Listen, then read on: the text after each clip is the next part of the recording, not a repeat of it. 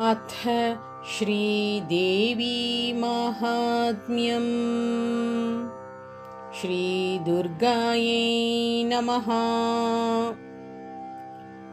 अथ प्राधानिकं रहस्यम्।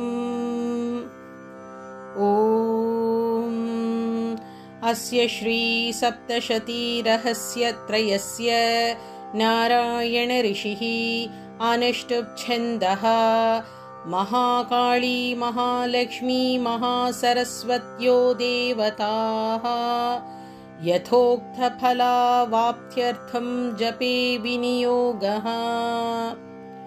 राजोवाच भगवन्नवतारा मे चण्डिकायास्त्वयोदिताः एतेषां प्रकृतिं ब्रह्मन् प्रधानं वक्तुमर्हसि। आराध्यं यन्मया देव्यास् स्वरूपं येन च द्विज विधिना ब्रूहि सकलं यथावत् प्रणतस्य मे। ऋषिरुवाच इदं रहस्यं परमम् अनाख्येयं प्रचक्षते भक्तोऽसीति न मे किञ्चित् तवावाच्यं नराधिप। सर्वस्याद्या महालक्ष्मीस्त्रिगुणा परमेश्वरी लक्ष्यालक्ष्यस्वरूपा सा व्याप्या कृत्स्नं व्यवस्थिता। मातुलुङ्गं गदां खेटं पानपात्रं च बिभ्रति नागं लिङ्गं च योनिं च बिभ्रति नृपमूर्धनि। तप्तकाञ्चन वर्णाभा तप्तकाञ्चन भूषणा शून्यं तदखिलं स्वेन पूरयामास तेजसा।